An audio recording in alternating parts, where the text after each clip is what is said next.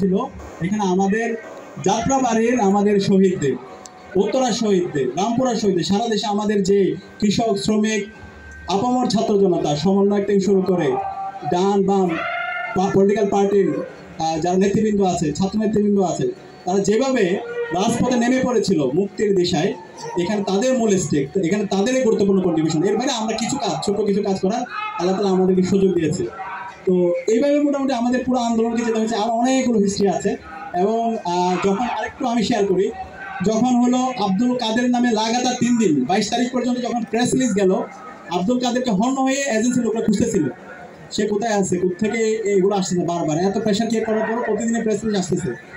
তখন আমরা চিন্তা করলাম আমরা বিকল্প আমরা মুখপাত্র তৈরি করে রাখবো যার নামে প্রেস রিলিজ যাবে দ্বিতীয় সারির সমন্বয়কদের মধ্যে। তখন আব্দুল হান্নান মাসুদকে আমাদের বিশ্ববিদ্যালয় আব্দুর রব নাসিম ওর সাথে যোগাযোগ করে, ওর বাড়ির সাথে আব্দুল হান্নান মাসুদের বাড়ি, এবং ওর ভাই আব্দুল গাফফার জিশান সে ছাত্রদল করতো, তার সাথে আমার যোগাযোগ হয়। পরবর্তীতে তার থ্রুতে আমরা আব্দুল হান্নান মাসুদকে রিচ করতে পারি। পরবর্তীতে আব্দুল হান্নান মাসুদকে 22 তারিখ থেকে আমরা সেফ হোমে রাখার ব্যবস্থা করেছিলাম। এই 22 তারিখ থেকে পরবর্তীতে জিশান আব্দুল হান্নান মাসুদের সাথে ছিল, এবং ওইখান থেকে 25 তারিখ পর্যন্ত একসাথে বিভিন্ন বাসায় ছিল। পরবর্তীতে 26 তারিখ থেকে তো সায়ের ভাই তার একটা লেখার মধ্যে মোটামুটি ঘটনাগুলো উল্লেখ করেছেন। তারা যখন হাসপাতালে ছিল, হাসপাতালে থাকা অবস্থা তাদেরকে এজেন্সি পুরোই ঘিরে ফেল। পরবর্তীতে ওইখান থেকে বের করাটা ছিল সবচেয়ে চ্যালেঞ্জিং। তখন জিশান এবং তাহমিদ, জিশান এবং মুসাদ্দিক এই দুজনকে আমি পাঠাই। তাদেরকে আমরা গণহত্যার যে গত এক সপ্তাহে 19 তারিখ থেকে 25 তারিখ পর্যন্ত যে গণহত্যা হয়েছে, সেই গণহত্যার যে ডকুমেন্টেশনগুলো আছে এবং শহীদদের আমরা একটা তালিকা করেছিলাম, সেই তালিকা সহ হাসপাতালে পাঠাই। এবং কুয়েত মন্ত্রী হাসপাতালে আমাদের আশেপাশে যারা জনশক্তি ছিল তাদেরকে আমরা নক করে তারা ওখানে যায়। পরবর্তীতে অ্যাম্বুলেন্স নিয়ে আসি 3টা।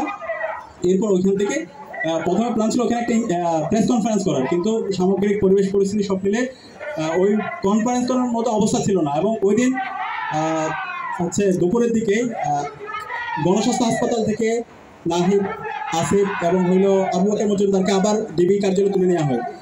এই অবস্থা যদি আব্দুল হান্নান মাসুদ, রিফাতুর রশিদ, মাহিন সরকার তাদেরকে যদি তুলে নেওয়া যাওয়া হয়, তখন আন্দোলনটা চালানো অনেক কঠিন হয়ে যেতে পারে। তখন আমাদের সবচেয়ে চ্যালেঞ্জিং ছিল দ্বিতীয় সারি যারা সমন্বয়ক আছে তাদেরকে সেফ রুমে নিয়ে যাওয়া। তো এই অবস্থায় অ্যাম্বুলেন্সে করে তাদেরকে নিয়ে যাওয়ার পরে অনেকগুলো স্টেক হোল্ডারের সাথে একই সময় যোগাযোগ করতে হয়েছে। পরবর্তী তাদেরকে সেফ রুমের বর্ণনা সাহের ভাই দিয়েছেন। তো একই সাথে সাহের ভাই সহ আরও অনেকগুলো স্টেক হোল্ডার এখানে আমাদেরকে হেল্প করেছে। তো সামগ্রিকভাবে সবার স্বতঃস্ফূর্ত কোঅপারেশনের মাধ্যমে এবং সমন্বয়করা যে সাহসিকতা দেখিয়েছে, এই সাহসিকতার মাধ্যমে তাদের চাইলে তারা নেগোশিয়েট করতে পারত, কিন্তু নেগোশিয়েট করে নাই। তারা সাহসিকতার মাধ্যমে এবং আমাদের শহীদদের তাদের আত্মত্যাগের মাধ্যমে, তাদের স্যাক্রিফাইসের মাধ্যমে, ফতে গণভবনের মাধ্যমে আজকে আমরা ফেসিবাদ মুক্ত বাংলাদেশ পেয়েছি। তো এখানে লম্বা স্টোরি আমি লিখতেছি ইনশাল্লাহ। এবং আপনারা এখানে যারা আছেন প্রত্যেকেই এই স্টোরির একটা অংশ। এখানে যারা আছেন প্রত্যেকেই আপনারা আপনাদের জায়গা থেকে আন্দোলন করেছেন, পলিসি মেক করেছেন। এই আন্দোলনটা 24-এর যে অভ্যুত্থান হয়েছে, এটা কোনো একক ব্যক্তির এখানে কোনো আন্দোলন না। এটা দেশের আলেম ওলামা থেকে শুরু করে ডান বাম পলিটিক্যাল পার্টি, সমন্বয়, কৃষক, শ্রমিক, কওমি, আলিয়া, পাবলিক প্রাইভেট, রিক্সা চালক থেকে শুরু করে শ্রমিক, এই সবার কন্ট্রিবিউশনের মাধ্যমে, সবার স্যাক্রিফাইসের মাধ্যমে আজকে আমরা আজাদি পেয়েছি। সুতরাং এটাকে যেন আমরা কোনো একটা একক গ্রুপের মধ্যে আমরা যেন সীমাবদ্ধ না করি। তা আমরা যে যা করেছি, যা দেখেছি, আমরা আমাদের জায়গা থেকে আমরা শেয়ার করবো, যেন এখানে মিথ্যা ইতিহাস রচিত না হয়। একটা গ্রুপ এটাকে মিথ্যা ইতিহাস রচনা করার চেষ্টা করছে এবং এটাকে কোরাপ্টেড করার চেষ্টা করতেছে, আমরা এটা হইতে দিব না। সত্য জানার অধিকার সবার আছে, সেই সত্যকে আমরা প্রতিষ্ঠা করবো ইনশাআল্লাহ। তো এই সত্য প্রতিষ্ঠার মাধ্যমে আমাদের যে শহীদদের যে আকাঙ্ক্ষা, সেই আকাঙ্ক্ষার আলোকে আমরা একটি নতুন বাংলাদেশ বিনির্মাণ করবো ইনশাআল্লাহ। অনেক ধন্যবাদ, আপনি অনেক বড় করে বলছিলেন, কিন্তু একটা জিনিস মিসিং এখানে আরেকটা 19 তারিখ থেকে 2 তারিখ পর্যন্ত এইখানে এই টাইমগুলো ছিল আমাদের জন্য সবচেয়ে গুরুত্বপূর্ণ সময়, এবং এই টাইমগুলোতে অনেকগুলো কাজ করার সুযোগ আল্লাহ তাআলা আমাদেরকে দিয়েছিল। এবং প্রতিনিয়ত আমরা ওই সময় আমরা শহীদের আকাঙ্ক্ষা লালন করতাম, শহীদ হওয়ার জন্য আমরা নামতাম। তো আল্লাহ তাআলা আমাদেরকে কবুল করে নেয়, কিন্তু পরবর্তীতে দেশের স্বাধীনতা সার্বভৌমত্ব রক্ষার জন্য যদি আবার আমাদেরকে নামতে হয়, আমরা নামবো এবং আমরা আমাদের জীবন দিতে প্রস্তুত আছি ইনশাআল্লাহ। সাদিক ভাই, আপনি যখন বলছিলেন আমার মনে পড়ছিল যে তখন আসলে আমরা হয়তো সামনে ছিলাম না, কিন্তু আমরা আপনাদের দেখেই আন্দোলনের গতিপথ কোন দিকে যাচ্ছে সেটা ভাবছিলাম। একটা জিনিস মিসিং হয়েছে যেটা আমার সময় পড়েছে, সেটা হচ্ছে 5 আগস্ট যখন আপনি শুনলেন শেখ হাসিনা পালিয়ে গেছে, তখন আপনি কোথায় ছিলেন বা সে সময় আপনাদের অবস্থাটা কী ছিল?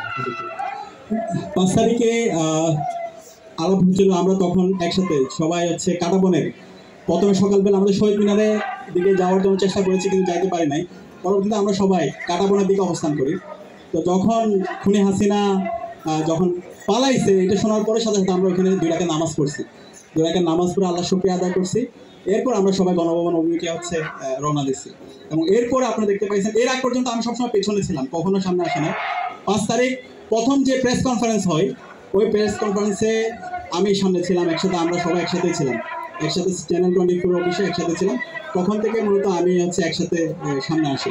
এর আগ পর্যন্ত সবসময় আমরা কোঅপারেশন করছি সব জায়গা থেকে, এবং একসাথে আমরা কাজ করেছি। সৈয়দ ভাই, না চাইলেও কিছু পলিটিক্যাল প্রশ্ন চলে আসতেছে আর কি। একটা প্রশ্ন আপনার কাছে করতে চাই যে এই আন্দোলনের মাধ্যমে একটা গুরুত্বপূর্ণ বিষয় সামনে আসলো, যে তরুণদের রাজনৈতিক সচেতনতা। এর আগ পর্যন্ত আমরা ধরেই নিতাম যে 30, 40, 50 বছরের বেশি মানুষ রাজনীতি করবে, এবং যারা তরুণ রয়েছে তাদের কাছে আসলে আই হেট পলিটিক্সটাই হবে।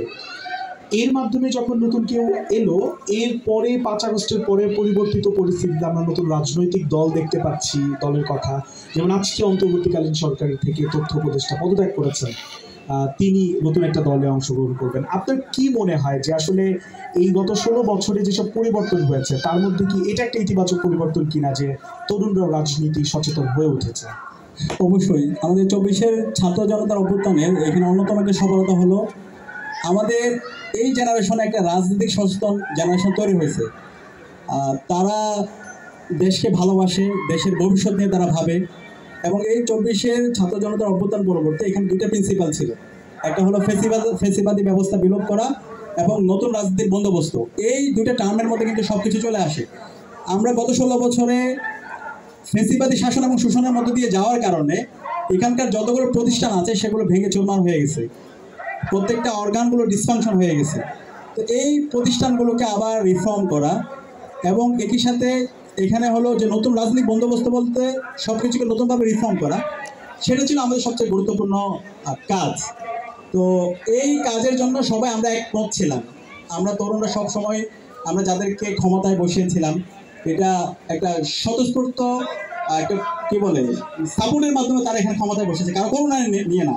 এটা যদি এমন হইতো যে হচ্ছে কোনো একক দলের কন্ট্রিবিউশনের মাধ্যমে, স্যাক্রিফাইসের মাধ্যমে তারা ক্ষমতা যেত, তখন তাদের প্রতি তাদের দায়বদ্ধতা থাকতে পারতো। অথবা কোনো যদি ফরেন ফোর্সের সহায়তা নিয়ে তারা যদি হচ্ছে তারা যদি ক্ষমতা যেত, তখন তাদের প্রতি দায়বদ্ধ থাকতো। কিন্তু ছাত্র জনতা জীবন দিয়ে তাদেরকে ক্ষমতায় বসিয়েছে। তো ছাত্র জনতার আকাঙ্ক্ষা ছিল মূলত এই 2টা। ফেসিবাদের যেই বীজ এখানে বপিত হয়েছে, যে ব্যবস্থাগুলো এখানে তৈরি হয়েছে, প্রতিষ্ঠানগুলো যে ভেঙে চলমান হয়ে গেছে, এগুলোকে নতুনভাবে রিফর্ম করা, এই জায়গায় রেডিক্যাল চেঞ্জ নিয়ে আসা, একটা বিপ্লবী সরকার হওয়া, বিপ্লবের একটা প্রক্লেমেশন, একটা ডিক্লারেশন হওয়া, এবং এবং নতুন রাজনৈতিক বন্দোবস্ত। যে আমরা আগে দেখতে পেয়েছি এখানে আদারিংয়ের রাজনীতি, এখানে যে ডিহিউম্যানাইজেশনের পলিটিক্স, এখানে যে ইসলাম ফোবিয়া, এখানে ইসলামকে হচ্ছে সবসময় সাংঘর্ষিক দেখানো হয়েছে। তো এই যে ট্যাগিংয়ের রাজনীতি না হয়, এখানে শাহবাগের মাধ্যমে যে মব কালচার তৈরি করা হয়েছে, সেই কালচারগুলোকে, সেই ডিহিউম্যানাইজেশনগুলোকে ভেঙে নতুনভাবে এখানে একটা বাংলাদেশে উদার একটা বাংলাদেশে একটা রাজনীতি তৈরি হবে। তো সেই প্রত্যাশার আলোকে আমরা আমাদের যারা উপদেষ্টা ছিল, তরুণ অ্যাডভাইজার ছিল, আমরা তাদের থেকে সেই প্রত্যাশা করেছিলাম এবং অন্তর্বর্তী সরকার থেকে আমাদের সেই প্রত্যাশা ছিল। কিন্তু কেন হয় নাই সেটা নিয়ে আমাদের এখন পর্যালোচনা হওয়া উচিত।